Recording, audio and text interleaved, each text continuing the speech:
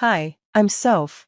I'm 28 and doing well in my marketing job, and I'm married to Ihani, a great guy who's 30 and a successful software engineer. We were living our dream, or so I thought, when we first got married. I wanted to be the perfect daughter-in-law. Ihani's parents, Linda and Robert, seemed nice at first. I brought homemade pies to family dinners, helped with the dishes, and listened to Linda's long stories about her book club.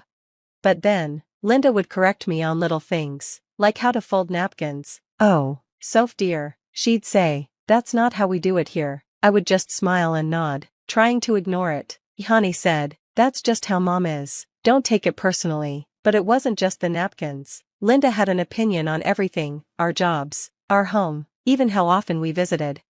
One day, I told my best friend Sarah about it. "They sound like a nightmare," she said. "How does Ihani not see this?" I sighed and explained that he thought I was overreacting. Sarah said, "You need to set some boundaries."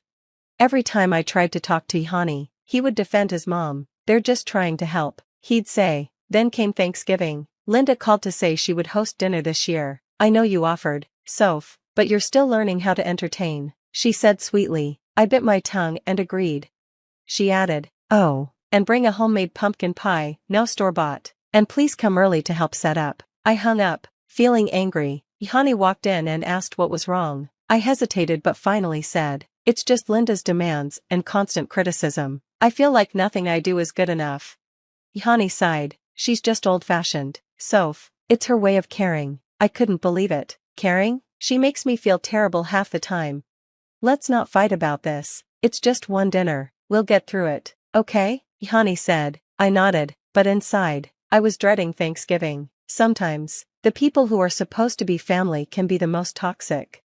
Thanksgiving Day arrived, and Ihani and I drove to his parents' house. I held the homemade pumpkin pie, hoping it would meet Linda's high expectations. "Ready?" Ihani asked, squeezing my hand. "As ready as I'll ever be," I said, forcing a smile. We walked in, and Linda immediately spotted the pie. "Oh, Soph, you actually made it yourself? How quaint." I bit my tongue and went to the kitchen to help. During dinner, the tension was thick. Linda took a bite of my pie and made a face. "Well, it's interesting. Maybe next time you could try using a proper recipe." That was it. I'd had enough. "Linda, I followed your recipe exactly. If you don't like it, just say so instead of making these passive-aggressive comments." The table went silent. Linda's eyes narrowed. "Excuse me? I'm only trying to help you improve. You clearly need it." "Help me? You've done nothing but criticize and put me down since I married Ihani." Linda gasped dramatically. "How dare you, Robert? Are you hearing this?" Robert jumped in. "Now, Soph, that's no way to speak to your mother-in-law. Apologize, right now." I looked at Ihani, hoping he'd back me up, but he just stared at his plate. My voice shaking, I said, "I will not apologize for standing up for myself." Linda stood up and pointed at the door. "Get out, both of you. I won't tolerate such disrespect in my house." Finally, Ihani spoke. "Mom, come on, this is ridiculous. Don't you dare take her side." "Ihani," Linda yelled, "choose right now, us or her." Ihani looked at me, then at his parents. He stood up and took my hand. "Let's go, Soph." We drove in silence to a nearby hotel. Once we were in our room, the reality of what happened hit me, and I started crying. Ihani held me and said, "I'm so sorry, Soph. I should have stood up to them sooner." "Why didn't you?" I asked between sobs. Ihani sighed. "I guess I was in denial about how bad things had gotten. I kept hoping if we just tried harder." "Ihani, we shouldn't have to try harder. They're the problem, not us." We spent the night talking, really talking for the first time in months, about his parents, our marriage, and everything in between. "We need to set some serious boundaries," I said. "I can't keep living like this." Ihani nodded. "You're right. No more excuses. From now on, we're a team. My parents will either respect that, or they'll have to deal with the consequences." As we lay in that hotel room, I felt both sad and relieved. Sad that it had come to this, but relieved that Ihani finally understood. "What do we do now?" I asked. Ihani pulled me closer. "We start over. We'll build our own traditions. And maybe my parents will come around, but if they don't, we'll be okay." I nodded, feeling stronger than I had in months. This Thanksgiving had been a disaster, but it was also a turning point. No more pretending everything was perfect. Ihani and I decided we had enough. We cut ties with his parents and focused on rebuilding our lives, free from their toxic influence. It wasn't easy, but it was necessary. We found a cute little apartment across town, far from his parents' neighborhood. We spent weekends painting and decorating, making it truly our own. No Linda criticizing our color choices, no Robert making rude comments about our furniture. It felt like we could finally breathe. Work became my escape. I threw myself into my projects, and it paid off. One day, my boss called me into her office. "Soph, your performance has been outstanding. We'd like to offer you a promotion to senior marketing manager." I was over the moon. When I told Ihani, he picked me up and spun me around the living room. "I'm so proud of you, Soph," he said, smiling from ear to ear. Ihani was doing great too. He started a side project, developing an app for local businesses, and it really took off. "Babe, I just got another client," he'd shout, and we'd do our silly victory dance in the kitchen. Our relationship grew stronger, we talked more, laughed more, and it finally felt like we were a team, facing the world together.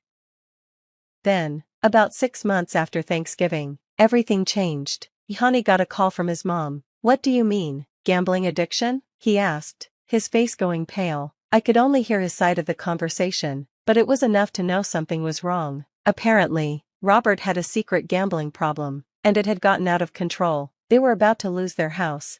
When Ihani hung up, he looked shocked. They lost everything. Soph, the house, their savings, everything.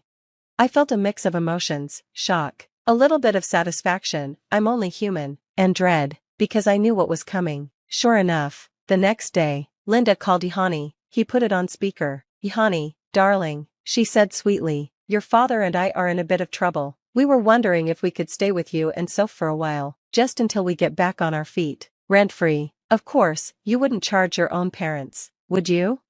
Ihani looked at me, clearly torn. I don't know, Mom, we'd have to talk about it."